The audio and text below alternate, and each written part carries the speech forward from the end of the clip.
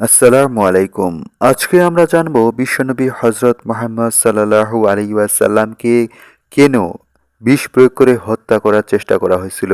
মুসলমানগণ খাইবর বিজয়ের পরে ইয়াহুদিগণ বশ্যতা স্বীকার করলেও কোনো ব্যক্তি মুসলমানদের ধ্বংস এমনকি হুজুরে পাক সাল্লাল্লাহু আলাইহি ওয়াসাল্লামকে হত্যা করতে তৎপর ছিল। ইয়াহুদি বীর মারহাবের ভাই সালামের এক স্ত্রীর নাম ছিল জয়নব। তার হিংসায় জ্বলন্ত শিখা অন্তরে দাউ দাউ করে জ্বলেছিল, কিন্তু সে তা চেপে রেখে বাইরে ভালো মানুষের আকৃতি ধারণ করেছিল। একদিন সে বকরির মাংস রান্না করে হজরত মুহাম্মদ সাল্লাল্লাহু আলাইহি ওয়াসাল্লাম ও তার কতিপয় সাহাবীদের খাবারের জন্য দাওয়াত করল। ওই মহিলা বকরির মাংসের সাথে ভয়ঙ্কর বিষ মিশিয়ে রেখেছিল।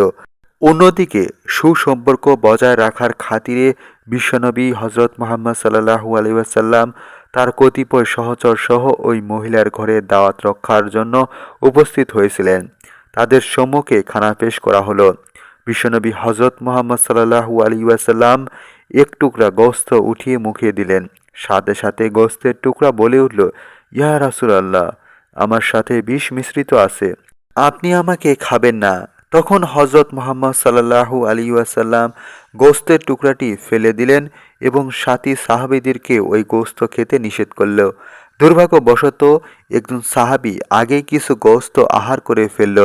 এরপর বিষক্রিয়ায় তিনি শাহাদত বরণ করলেন।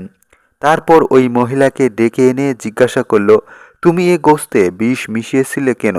মহিলাকে এমন প্রশ্ন করার ফলে সে মহিলাটি উত্তরে বলল, আপনি এটি কিভাবে বুঝতে পারলেন? তখন বিশ্বনবী হজরত মুহাম্মদ সাল্লাল্লাহু আলাইহি ওয়াসাল্লাম বললেন, আমার সম্মুখের গোশত এটি সাক্ষী দিচ্ছে। এবার মহিলা বলল, আপনি সত্য নবী কিনা তা পরীক্ষা করতেই আমি এটি করেছিলাম। এখন বুঝতে পারলাম আপনি সত্যি আল্লাহ নবী।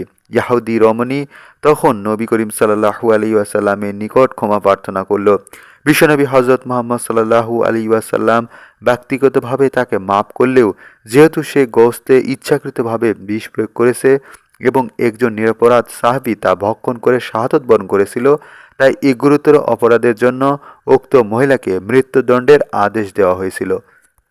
প্রিয় দর্শক, পরবর্তী ভিডিওর জন্য অবশ্যই আমাদের চ্যানেলটিকে একটি সাবস্ক্রাইব এবং সাথেই থাকুন।